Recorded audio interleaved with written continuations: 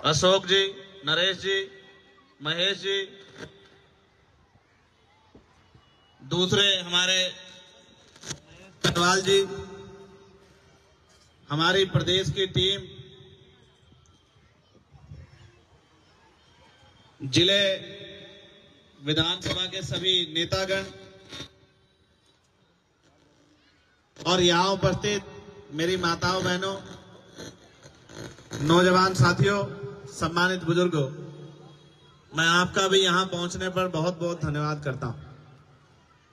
और आज आपकी तमन्नाओं के साथ जिस तरह से सूर्य भी चमका है, 2 दिन तो नहीं चमका, 2 दिन तो बहुत घना कोहरा था, लेकिन आज सूर्य भी चमका है, तो इसका मतलब ये आपकी तमन्ना सच्ची थी कि आज हमें अपने कार्यक्रम को सफल बनाना है। इसलिए आपकी सच्ची तमन्नाओं के लिए मैं आपका पुनः धन्यवाद करता हूं। भाई रवि जी, भाई हेलो हेलो हेलो, भाई छोटे भाई कपिल बेदी जी, हेलो, बागड़ी जी, और अगर कोई साथी छूट गया हो तो भाई मुझे में ऐड कर लेना। हमारी 2 महिला नेता, हमारी दोनों बहनें पीछे बैठी हैं, उनका भी, सतपाल साहब का, सबका धन्यवाद। मंडावली की महान जनता का धन्यवाद। इस कार्यक्रम के ऑर्गेनाइजर भाई गुलशन जी, कुशल जी, नवीन जी, दीपक गहलोत जी, रजिक जी, संजय बोध जी, वैद जी, प्रदीप कोरी जी, अश्वनी कोरी जी, विजय भाई पुष्कर जी, राजकुमार जी, राजेश कश्यप जी, ओमपाल जी, राहुल जाटव जी, अरुण जी, रोहित गहलोत जी, निवेश बेनीवाल जी, महेश जाटव जी, रवि रजक जी, दिलीप जाटव जी, जितेंद्र जीतू जी, ब्रजेश कुमार जी, हर्ष गहलोत जी, सुमित गहलोत जी, आशु गहलोत जी, राकेश बुंदेलखंडी जी, और भाई अनिल साहब, अनिल जी उर्फ अन्नी जी, छोटे भाई अंजनी जी, मंगल पहलवान जी, सन्नी भाई, इनका भी मैं बहुत बहुत धन्यवाद करता हूं। मैं यहां जेल से छूटने के बाद जब आया तो इसी मंडावली के ग्राउंड में आया। यहां एक ग्राउंड है, और ये जो परिवार जिसकी जोड़ी की बात कर रहे थे हमारे बहुजन सिंगर मेहरा जी, इसी परिवार ने यहां साए की तरह मुझे इस लड़ाई को लड़ने में छांव दी और मदद की। इस परिवार का मेरे ऊपर ऋण है, मैं उसको कभी जिंदगी भर नहीं बोल सकता हूं,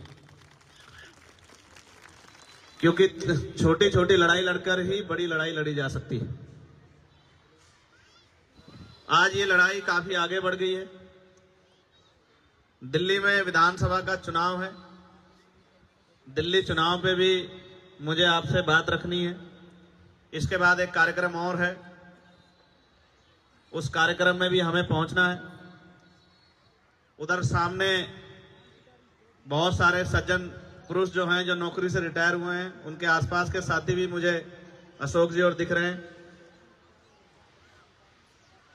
हम महापुरुषों को पूजते तो बहुत हैं, लेकिन उनके दिखाए रास्ते पे कम चलते हैं। अगर हम महापुरुषों को पूजने के साथ उनके दिखाए रास्ते पे चलना शुरू कर दें, तो शायद हमें किसी परेशानी के लिए किसी के आगे हाथ ना फैलाना पड़े, क्योंकि डॉक्टर बाबा साहब अंबेडकर भारतीय संविधान में इस तरह की व्यवस्था कर गए हैं कि जो आदमी गरीबी, बेबसी, लाचारी और बहुत बुरी हालात में पैदा हुआ है, वो भी आगे बढ़ के प्रदेश और देश में अपना, अपने क्षेत्र का नाम भी रोशन कर सकता है, क्षेत्र की, प्रदेश की, देश की सेवा भी कर सकता है, और लोगों की जिंदगी भी बदल सकता है। इसके उदाहरण के लिए आपको कहीं और जाने की जरूरत नहीं है। इसका जीता जागता उदाहरण मैं चंद्रशेखर आजाद आपके सामने हूं। हमने दिल्ली में बहुत सारे आंदोलन किए, लड़ाइयां लड़ी, जितनी हमारी उम्र भी नहीं है उससे ज्यादा, कई गुना ज्यादा आंदोलन देश के स्तर पे हम लोगों ने किए। और आंदोलन सिर्फ जनता की भलाई के लिए, अपने व्यक्तिगत किसी भले के लिए शायद कोई आंदोलन ना किया। ये संघर्ष का एक पहलू है। लेकिन जैसे मैंने कहा कि उदाहरण के तौर पे आप मुझे देख सकते हैं, तो उसका उदाहरण ये है कि 1 साल पहले हम लोग सड़कों पर थे, हर आंदोलन में शामिल होकर लोगों को न्याय दिलाने का काम करते थे। और जब हम आंदोलन करने जाते थे तो कभी पुलिस हमें घर पर अरेस्ट कर देती थी, कभी किसी जगह पर अरेस्ट कर देती, कभी बैरिकेडिंग लगा देती थी। और 1 साल पहले हमने अपनी कोर कमेटी के साथियों के साथ संकल्प किया। ये संकल्प तो मैंने 6 दिसंबर 2020 को भी किया था, लेकिन तब पार्लियामेंट का चुनाव जा चुका था कि इस बार इस संसद के दरवाजे खुलेंगे तो इसमें एक कदम आजाद समाज पार्टी और भीम आर्मी का भी रखा जाएगा। और जब इस बार 24 में दरवाजे खुले तो जो कमिटमेंट हम लोगों ने किया था अपने साथियों से, उस कमिटमेंट को आगे बढ़ाने का काम हमने किया। क्योंकि हम लोग उत्तर प्रदेश में 2 ही सीटों पर चुनाव लड़े थे। 1 सीट पर हमने चुनाव में जीत हासिल की और दूसरी सीट पर हमें 80,000 से ज्यादा वोट मिले। मैं बात आपको इसलिए कह रहा हूं कि कल तक जिनकी सुनवाई नहीं होती थी, आज भारतीय संविधान में जो संवैधानिक शक्ति हमें दी है, उस शक्ति के आधार पे जो कल तक दूसरों के लिए न्याय मांगता था, आज उसकी कलम में इतनी काम कर सकता है, न्याय दे भी सकता है। ये छलांग बाबा साहब अम्बेडकर के संविधान ने शक्ति के रूप में हमें दी। कल तक हम लोगों से मांग करते थे कि इस क्षेत्र में काम करा दो, आज संवैधानिक शक्ति की वजह से एमपी बजट हमारे पास है कि हम अपने क्षेत्र में जिस गली सड़क को देखते हैं कि इस गली सड़क के बुरे हाल हैं, तो चंद मिनटों में अपने क्षेत्र के अधिकारियों को कह के अपने बजट से उस सड़क को बनाने का प्रस्ताव जो है पारित करते हैं। और 1-1.5 महीने के अंदर वो सड़क, जहां गारा, मिट्टी, कीचड़, गंदगी परेशानियां होती है, वो इस तरह की बनकर खड़ी हो जाती है कि उस सड़क पर चलते हुए आदमी, जूते भी ना हो तो नंगे पैर चलते हुए अपने आप को अच्छा महसूस करता है कि हमारी सड़क अच्छी है।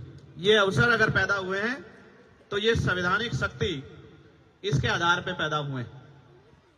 जैसे पढ़ लिखकर हम लोग, अगर हमारे दादा परदादा गांव में खेती किसानी, मजदूरी, सफाई का काम या और भी कोई काम जिसको कर कर अपना जीवन गुजर बसर करते थे, लेकिन आज इस देश में संविधान की वजह से अवसर है कि एक किसान, मजदूर, गरीब परिवार का बेटा भी पढ़ लिखकर डॉक्टर, इंजीनियर, आईएएस, आईपीएस, वकील, जज बन सकता है। आज अगर झोपड़ियों से निकल के ये महलों तक का सफर तय हुआ है तो ये बाबा साहब अम्बेडकर के 4-4 बच्चों की कुर्बानियां और भारतीय संविधान में जो अधिकार शक्ति हमें मिली है, ये उसी की वजह से संभव हो पाया। लेकिन मैं ये सोचता हूं, एक डॉक्टर, इंजीनियर, आईएएस, आईपीएस बनने के लिए तो कई साल मेहनत करनी पड़ती है, 10-12 घंटे खर्च करने पड़ते हैं, ये तो मेहनत का काम। और लोकतंत्र जब नहीं था, राजतंत्र था, तो राजतंत्र में तो उससे भी कठिन था। उसमें युद्ध होते थे, तलवारें चलती थी, भाले चलते थे, बंदूकें चलती थी, तोपें चलती थी, हजारों लोग जान जाती थी, धरती रक्त रंजित हो जाती थी, तब जाके राज बदलता था। अब तो बाबा साहब अम्बेडकर के आशीर्वाद से पहले बैलेट का बटन दबा, बैलेट में मोहर लगाकर, और अब ईवीएम का बटन दबाकर आप इस राजकाज को बदल सकते हैं। कितना आसान कर दिया। लेकिन जैसे मैंने कहा कि पहले युद्ध करने के लिए तलवार चलानी सीखनी पड़ती थी, भाला चलाना सीखना पड़ता था, बंदूक सीखनी पड़ती थी, बंदूक खरीदनी पड़ती थी, तलवार खरीदनी पड़ती थी, तोप खरीदनी पड़ती थी। अब तो कुछ भी नहीं खरीदना, अब तो बस अपनी उंगली को इतना तैयार करना है कि जिस बटन को दबाकर हमें शक्ति मिलती है उसी बटन को दबाना, बस दूसरा बटन नहीं दबाना। इतना छोटा सा काम। हमारे महान पुरुषों ने तो ये भी कहा कि राजनीति में हिस्सेदारी नहीं करोगे तो उसका सबसे बड़ा नुकसान ये होगा, उसका सबसे बड़ा दंड ये होगा कि अयोग्य लोग आपके ऊपर शासन करेंगे। हमारे लोगों ने इस बात को नहीं समझा। हमारे लोगों ने राजनीतिक शक्ति दूसरे लोगों के हाथ में दे दी और इंतजार करते रहे कि ये हमारी जिंदगी बदलेंगे। इसी का खामियाजा हम लोगों को भुगतना पड़ा। मैं आपसे कहना चाहता हूं, जो बहुत दिन पहले डॉक्टर बाबा साहब अम्बेडकर कह के गए थे कि political power is the master की, राजनीतिक सत्ता वो चाबी है जो आपकी सारी परेशानियों का हल कर सकती है। राजनीतिक सत्ता वो सुनहरी चाबी है जो आपकी सारी परेशानियों का रास्ता खोलकर आपकी जिंदगी को आसान कर सकती है। लेकिन हम लोगों ने इस बात को नहीं समझा, और जहां जहां समझा वहां हमारे दुख तकलीफें भी खत्म हुई और हमें ताकत भी मिली।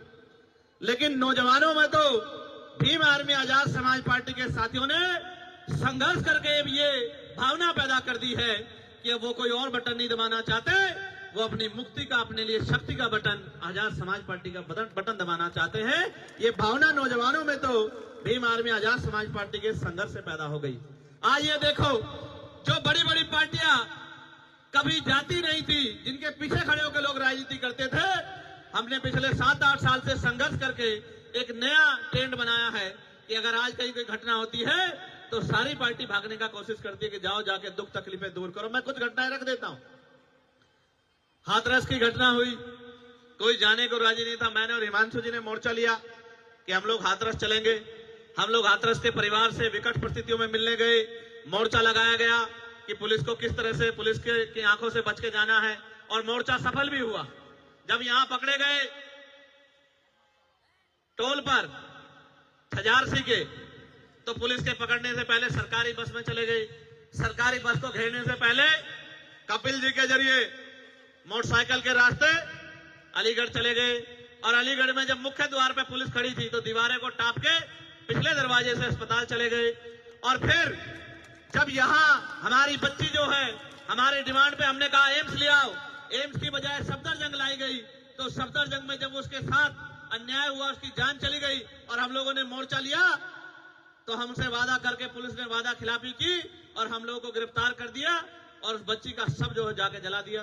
आप देखो, उससे पहले कोई जाता था क्या हमारी बस्तियों में? अगर जाता था तो चुनाव के समय जाता था, क्योंकि चुनाव के समय हमारी उंगली में वो शक्ति होती है कि जिसे चाहे कुर्सी पर बिठा दे और जिसे चाहे जमीन पर पटक दे, किसी का भी अहंकार तोड़ दे और किसी भी गरीब को कुर्सी पर बिठा के उसके कलम में ताकत दे दे।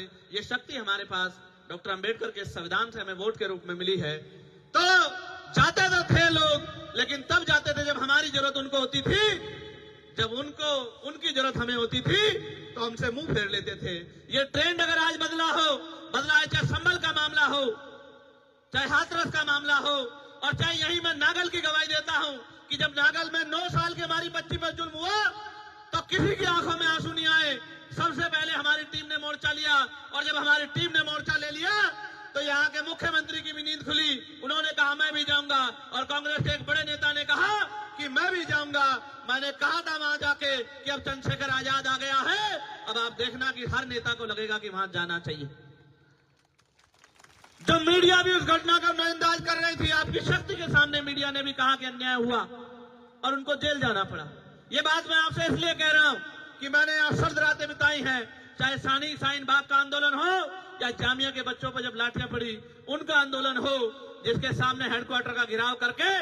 और एक बात जो मुझे हमेशा याद रहती है कि जब हम रात को हेडक्वार्टर पे गए थे तो कुछ घंटों के बाद हमने जब वहां से चलने की कोशिश की तो एक भाई ने और एक बिटिया ने मेरा हाथ पकड़ लिया और मुझसे कहा कि भैया आप मत जाना, सब चले जाएं, आप मत जाना। तो सिकंदर साहब, मैंने कहा कि क्यों नहीं जाना? तो बोले आप चले जाओगे तो पुलिस हमें बहुत मारेगी, हम बेटियां हैं, आप हमारा अपमान होगा, आप मत जाओ। और मैंने हिमांशु जी से कहा कि भाई अब क्या करें? तो बोले करना क्या है कि अब यहाँ रहना है, इनकी रक्षा करनी है, यही तो काम हम लोग करते हैं। तो फिर हमने गाड़ी मंगाई और गाड़ी के ऊपर हम लोग बैठ के, ठंड का मौसम था, 0 डिग्री टेम्परेचर जा रहा था, तो रात को 3 साढ़े 3 बजे तक उस पर बैठे रहे। 3 साढ़े 3 बजे तक जो है आंदोलन करते रहे, और जब तक वो बच्चे नहीं छूटे और पुलिस ने जामिया को नहीं छोड़ा तब तक लड़ते रहे। और जब सब बच्चों को छोड़ दिया जो पकड़े थे, तब उसके बाद हमने वहां से निकलने का काम किया। इसी दिल्ली में गुरु घर का आंदोलन हुआ, इसी दिल्ली में लाखों लोग आए, 96 लोग अरेस्ट हुए, पुलिस ने लाठियां बजाई और 66 दिन तक जेल काटनी पड़ी। और पहली बार ऐसा हुआ 2 अप्रैल 2018 के बाद कि सुप्रीम कोर्ट को अपना फैसला वापस लेना पड़ा और गुरु घर की उस जमीन को खाली करनी पड़ी, जिस जमीन को उन्होंने कह दिया था कि ये जमीन आपको नहीं मिलेगी। उस जमीन का भी आंदोलन लड़ा। वो हमारी गुरु घर की जमीन है, हमारे लिए वो शक्ति स्थल से कम नहीं है। हमने यहाँ जमा मस्जिद का आंदोलन भी लड़ा। सब लोग कहने लगे कि साहब छोड़ दो, पुलिस गिरफ्तार करेगी। तो मैंने कहा गिरफ्तार करेगी तो कहां ले जाएगी, जेल ही तो ले जाएगी, इसके अलावा कहां ले जाएगी। तो जेल गए, अब जेल गए, लाठियां भी खानी पड़ी। अब पुलिस सरकार की होती है। अभी अब केंद्र में हम लोग नहीं है, यहाँ की पुलिस केंद्र सरकार के अधीन है। जिस दिन हम लोग केंद्र में होंगे तो वो बेचारे हमारे हिसाब से काम करेंगे। तो बहुत नुकसान उठाना पड़ा, जेलें काटनी पड़ी निर्दोष होते हुए। पुलिस से कोर्ट ने पूछा कि बताओ चंद्रशेखर का अपराध क्या है, वो तो वकील आदमी है। तो उन्होंने कहा साहब इन्होंने भड़काऊ भाषण दिया। कि भड़काऊ भाषण क्या था दिखाओ। अब क्या कहा था, कुछ नहीं। मैंने वहां कहा कि प्रस्तावना संविधान की पढ़ रहे हैं कि ये संवैधानिक देश है और इसमें सभी के बराबर के अधिकार हैं, संविधान की प्रस्तावना ये कहती है। तो उन्होंने कहा साहब भड़काऊ भाषण कहा सुनाओ। तो सुनाने कुछ था नहीं। कहा साहब रिकॉर्ड नहीं कर पाए। बोले ये दिल्ली की पुलिस है, देश की राजधानी की इतनी हाईटेक पुलिस, ये रिकॉर्ड नहीं कर पाई तो कौन रिकॉर्ड कर पाएगा। तो मैं ये बात आपको इसलिए बता रहा हूं कि जब तक हम पे शक्ति नहीं होगी तब तक हमें दूसरे की तरफ आंख उठा के देखना पड़ेगा, इंतजार करना पड़ेगा और हाथ फैलाना पड़ेगा। और वही मिलेगा जो मिलता आया है। और मिलने वाले की बात जान लो कि जब आप किसी की तरफ हाथ फैलाते हो तो वो नहीं देता जो आपको चाहिए, वो देता है जो उसकी जेब में होता है और जिसको वो आपको देना चाहता है। और मेरे शब्दों में तो सुनो, वो झूठन देता है आपको।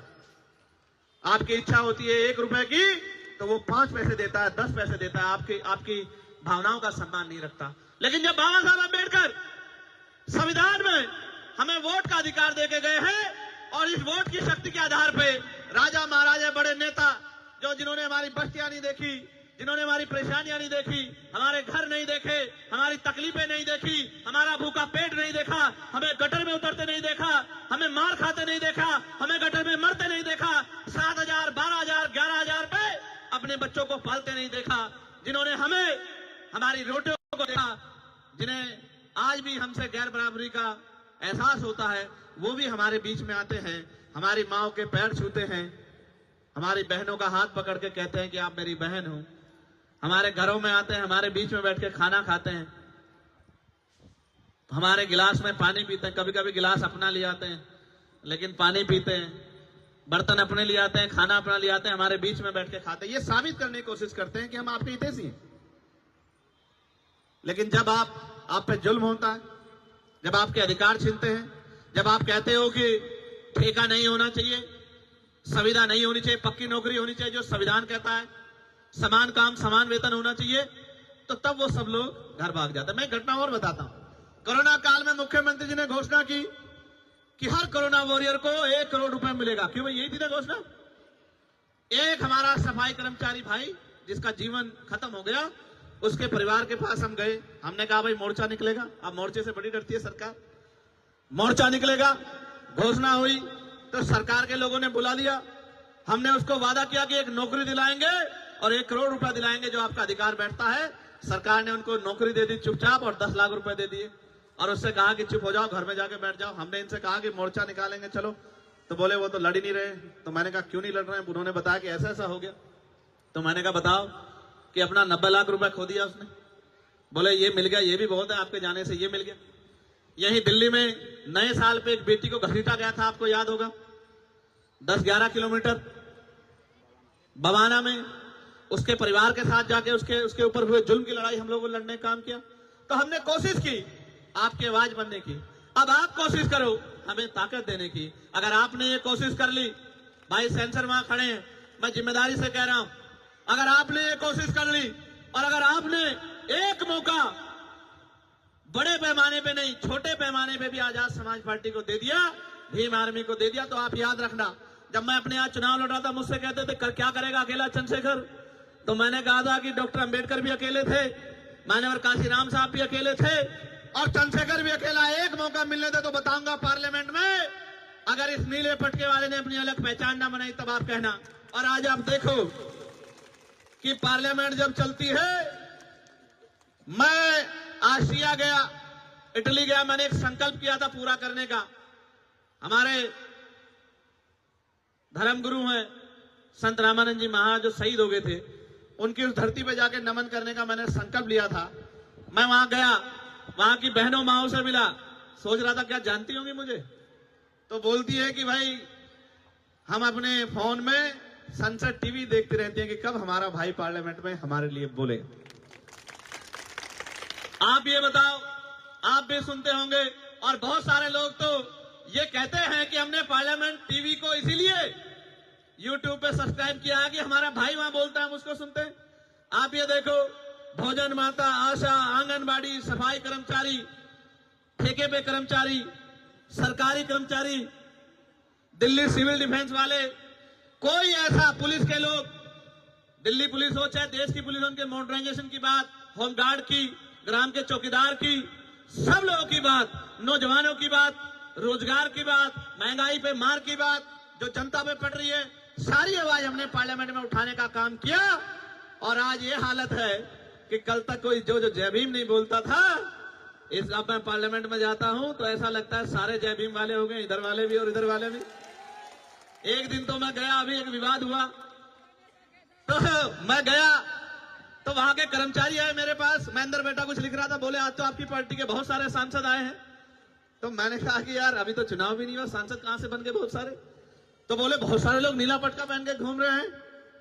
तो मैंने कहा नीला पटका पहन के तो बहुत लोग आएंगे, जय भीम का नारा भी बहुत लोग लगाएंगे, लेकिन जब आपको जरूरत होगी और आपकी तरफ आंख उठेगी और आपके अधिकारों पे हमला होगा तो सिर्फ भीम आर्मी और आजाद समाज पार्टी आएगा। वही असली नीले वाला है, वही असली नीले को आगे बढ़ाने वाला है।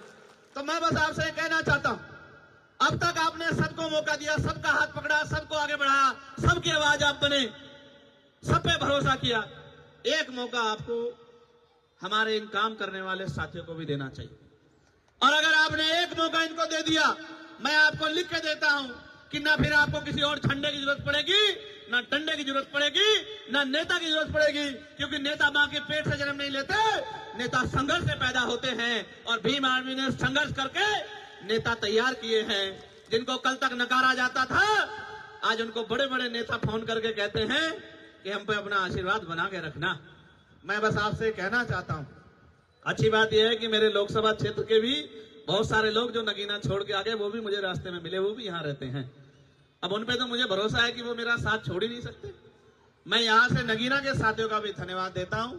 और मैं आपसे ये भी कहना चाहता हूं बहुत जिम्मेदारी के साथ कि सड़कों की लड़ाई हम लड़ते रहेंगे।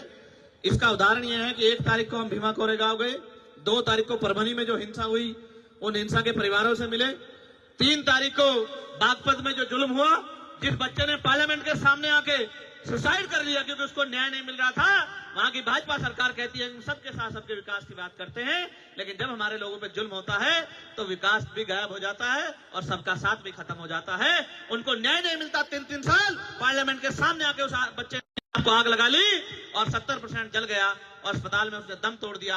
आखिरी लाइन उसकी ये थी कि मेरा भाई मुझको न्याय दिलाएगा। तकलीफ होती है, दर्द होता है कि उतनी शक्ति नहीं है, लेकिन मैं आपसे कह रहा हूं, अभी मैं परभनी गया, वहां सोमनाथ सूर्यवंशी की पीट पीट के पुलिस ने हत्या कर दी और उसके गम में हमारे एक नेता, वो गाड़े साहब उस दुनिया में नहीं रहे, महिलाओं को पीटा, नौजवानों को पीटा, बहनों को पीटा, घर में घुस के बच्चों को पीटा सरकार के इशारे पे। तो हमने कहा 17 से मोर्चा निकलेगा। आप शक्ति देखो किसे कहते हैं। मैंने कहा 17 से पैदल मोर्चा निकलेगा परभनी से और मुंबई मंत्रालय तक। तो कल चीफ मिनिस्टर के यहां से फोन पहुंच गया कि 6 तारीख को, मैं झूठ नहीं बोलता, आप पता करा लेना, 6 तारीख को दोनों परिवारों को मुख्यमंत्री ने बुलाया है कि मुख्यमंत्री जिनसे मिलना चाहते। इतनी शक्ति का निर्माण आज आपने पूरे भारत में कर लिया है कि आपकी एक आवाज पे सरकारों को सोचना पड़ता है। आप ये सोचो, ये तो तब है जब अभी संवैधानिक शक्ति उस पैमाने पे नहीं है। आप ये सोचो जिस दिन संवैधानिक शक्ति होगी। और उत्तर प्रदेश में तो मैं चैलेंज करके कहता हूं, जिस तरह की मेहनत उत्तर प्रदेश के साथी कर रहे हैं, 27 के चुनाव में हम वहां की सत्ता आपके चरणों में लाकर रख देंगे। इस बात का भी मैं आपको विश्वास दिलाता हूं। लेकिन मैं आपसे कहना चाहता हूं कि आपका आशीर्वाद भी हमें मिलना चाहिए। मिलना चाहिए, नहीं मिलना चाहिए? देख लो, मदद करोगे नहीं करोगे? नहीं, दोनों हाथ उठा के बताओ। नहीं, दोनों हाथ से बात नहीं बढ़ेगी। अपनी अपनी जगह पे खड़े होके बताओ, मदद करोगे नहीं करोगे? अच्छा, 1 मिनट बैठ जाओ। आखिरी बात बता देता हूं, ये मेरे कान में इन्होंने कुछ कहा। आप अब देखो, मीडिया के साथी भी यहां खड़े रिकॉर्ड कर लेना। जितनी योजनाएं सारी सरकारें चला रही हैं, दोबारा कह रहा हूं, फ्री बिजली, फ्री पानी, फ्री ये और भी कुछ टैक्सेस, उनकी सारी योजनाएं, और उन योजनाओं पे भी प्लस करके, मैं किसी की योजना ना गिनाता, मैं संवैधानिक शक्ति को समझता हूं। ये जो बजट है ना, जो आपके ऊपर लग रहा है, ये बजट आप ही की जेब से गया टैक्स के रूप में। आपका पैसा आपके ऊपर लगाना कोई बहुत बड़ा काम नहीं। अब तो चुनाव आएगा तो बहुत लोगों की पोल खोलने का काम करेंगे। एमसीडी वाले क्या कर रहे हैं, दिल्ली सरकार वाले क्या कर रहे हैं, बहुत लोगों की बात बताएंगे आपको। लेकिन आप ये सोचो, जितना ये आपको आज कह रहे हैं कि हम देंगे और दे रहे हैं, मैं इससे 4 गुने की गारंटी देता हूं, क्योंकि हमें कोई पैसा घर नहीं लगाना, अपने घर में नहीं लगाना है, आपके लिए आपका पैसा आप ही के ऊपर लगाना है। तो जो ये दे रहे हैं, इसके 4 गुने की गारंटी मैं आपको देता हूं। मैंने मांग की प्राइम मिनिस्टर से कि उच्च शिक्षा में स्कॉलरशिप मिलनी चाहिए। दिल्ली के मुख्यमंत्री ने पढ़ लिया, उनकी रिसर्च टीम ने अगले दिन उन्होंने कहा, मैं बहुत बड़ी घोषणा बाबा साहब अम्बेडकर पे करना चाहता हूं, कल इस समय करूंगा। हमारे साथियों ने कहा कि मुख्यमंत्री जी को घोषणा, हमने कहा हमारा चार्ट उठा लो, 12 घोषणा में से एक घोषणा उसमें से ही होगी। तो कहा बाबा साहब अम्बेडकर शिक्षा को बड़ा महत्व देते थे, तो उस शिक्षा में हम लोग स्कॉलरशिप देने का काम करेंगे। मगर अब देखो कितने तेज है, गौर से सुनो, वो अपना एडमिशन करवा ले तो उनको बाकी सारी मदद हम लोग करेंगे। भाई ये बताओ, 12वीं तक की स्कॉलरशिप देके डॉक्टर बना दोगे क्या, इंजीनियर बना दोगे क्या, वकील बना दोगे क्या, जज बना दोगे क्या, क्या बना दोगे? बेवकूफ तो बना सकते, क्योंकि हाई स्कूल इंटर तो हमारा मरा गिरा आदमी भी रूखी सूखी खाके अपने बच्चों को करा ही देता। अगर करना है इस देश में, जो बाबा साहब अम्बेडकर कहते थे आपको बिजली फ्री दे देंगे, पानी फ्री दे देंगे, रोटी अनाज दे देंगे, लेकिन आपके बच्चों को एजुकेशन नहीं देंगे, क्योंकि एजुकेशन सवाल को जन्म देती है। और जिस दिन आपके बच्चों को शिक्षा का अधिकार मिल गया और मुफ्त शिक्षा मिल गई और गुणवत्तापूर्ण शिक्षा मिल गई, आप याद रखना, आपका रास्ता कोई नहीं रोक सकता। इसका उदाहरण डॉक्टर बाबा साहब अम्बेडकर है कि ये ना चाहते हुए भी बाबा साहब अम्बेडकर संविधान सभा में भी गए और कानून मंत्री भी बने। इसलिए मैं आपको कहना चाहता हूं, मैंने पार्लियामेंट में कहा था कि समान शिक्षा पॉलिसी लागू कर दो। मैं सत्ता पक्ष को भी कह रहा हूं, विपक्ष को भी, अगर आप इतने अच्छे हो तो करो समान पॉलिसी लागू। अगर बाबा साहब समान शिक्षा पॉलिसी लागू, अगर बाबा साहब अम्बेडकर को नेता मानते हो, बाबा साहब अम्बेडकर की बात को मानते हो, समान हेल्थ पॉलिसी लागू करो कि गरीबों का इलाज भी क्या तो सारे प्राइवेट अस्पताल गरीबों के लिए भी खुले मुफ्त में, या सबका इलाज सरकारी अस्पताल में हो, और इलाज बेहतर से बेहतर होना चाहिए कि पैसे की कमी कारण किसी की जान ना जाए। होना यह चाहिए कि गरीब के बच्चे को एजुकेशन वो कभी तक ले, गुणवत्तापूर्ण एजुकेशन, और वो इतने कम दामों में मिलनी चाहिए, किसी की जेब ना कटे। हमने तो देखा अपने आप से कि बड़े स्कूलों में, प्राइवेट में हमारे लोग हिम्मत करके भेजते हैं। मेरी माएं पेट पे कपड़ा बांध लेती हैं, एक टाइम का भोजन काट के अपने बच्चों को पढ़ाती, क्योंकि बाबा साहब क्या गए थे। लेकिन सच ये है कि ये सारे काम आपके आसान हो सकते हैं अगर आप अपनी राजनीतिक ताकत बना लो। मैं ये महसूस करता हूं, आप सब कुछ सीखे बाबा साहब से, बस ये अपनी उंगली का सही प्रयोग करना नहीं सीख पर, जो सबसे आसान काम है। इस उंगली का सही प्रयोग करना सीख लो, आपके बच्चों के और आपके तरक्की के रास्ते खुलने में बहुत देर नहीं लगेगी। आप यहां आए,